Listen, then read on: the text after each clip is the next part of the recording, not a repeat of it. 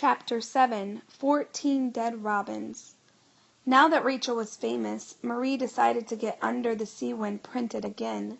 This time it became a top seller, too.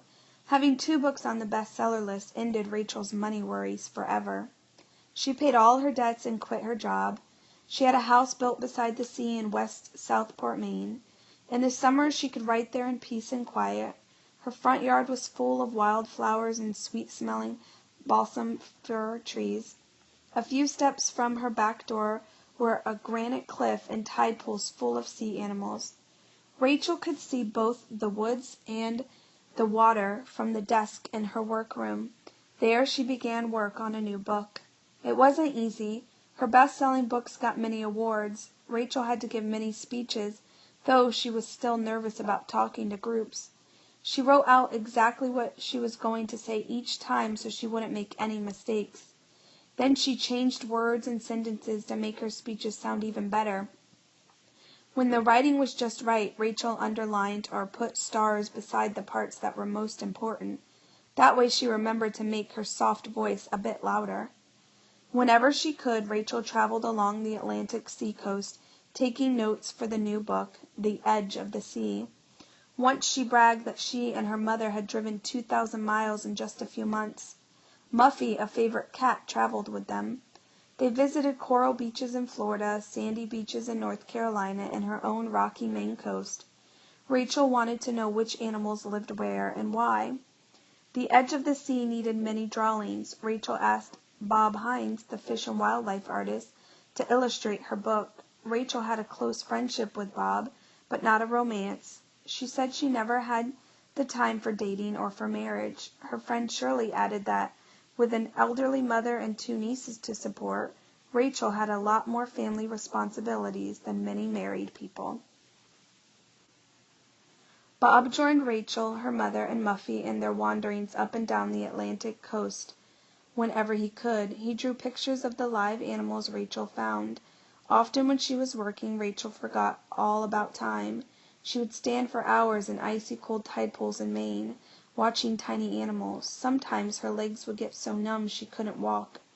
Bob would pick her up like a stack of books and carry her back to the warmth of her car. Then Rachel would head back to Silver Springs or to Maine to write and rewrite the book. She described hundreds of the animals she had seen on coral, sandy, and rocky beaches. She explained how the animals' lives were shaped by these different environments, and her book showed the readers that they too fit into an environment. In October of 1955, The Edge of the Sea reached bookstores. It was another instant bestseller. Everyone wanted to meet the famous Rachel Carson. Her fans found her in beauty parlors when her hair was up in curlers. They even knocked on her hotel room door before she was dressed in the morning. Only in tiny West Southport, Maine, could she relax. Rachel had become close friends with her neighbors, Stanley and Dorothy Freeman. Rachel and Dorothy shared a love of nature, fine music, and the sea. Rachel's nieces Margie often came on visits to Maine with her son Roger. She was ill with arthritis and needed help with her little boy. When Roger was a baby, his father had died. Now Rachel was like a loving grandmother to him. Some of Roger's first words were the names of seashells that Rachel had shown him as they walked along beaches. From their times together, she wrote a magazine article about sharing nature with children.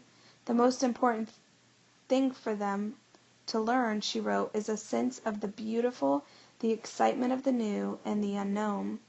Then early in 1957, sickness swept the family. Margie and Miss Carson had pneumonia, and Rachel caught the flu. Rachel and her mother fought off their illnesses, but Margie died. Suddenly 50-year-old Rachel had a lively 5-year-old boy to care for, in addition to her own 89-year-old mother. It was harder than ever to find time to write.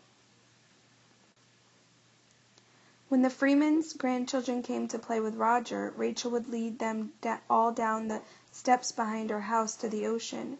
Rachel answered all their questions. A microscope always sat ready in the living room for closer looks at the animals they found. The children's mother remembered, before we could have snacks, we had to carry everything back down the steps to the water and put each animal right back where we found it.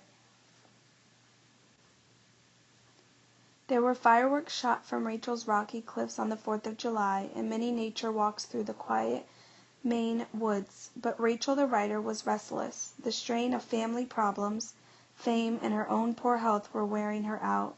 She needed a new project to give her life a fresh direction. The idea came in a letter. A friend wrote to tell her of the horrible deaths of 14 robins after a bug poison, DDT, was sprayed over her yard. Could Rachel do something? In the 1950s, chemical companies were allowed to sell almost any kind of poison to kill bugs, weeds, molds, and other pests. Millions of tons of these pesticides were used. Many scientists were worried. What were all those poisons doing to other animals, to the soils, and to the seas? Rachel decided to write the article.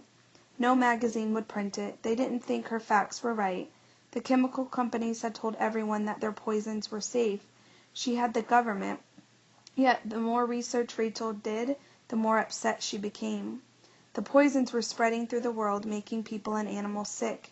If people knew how dangerous the poisons were, they wouldn't buy them anymore.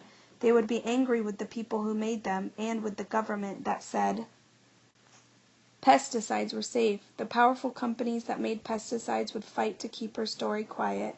The Department of Agriculture would argue that she was wrong. But somebody had to warn the world. Somebody who was both a scientist and a writer. Was sharing the truth worth the battle Rachel knew she would face? Even knowing that it would force her into the spotlight, a role that she hated, she was sure she was right. A friend remembered. Rachel had to write the book.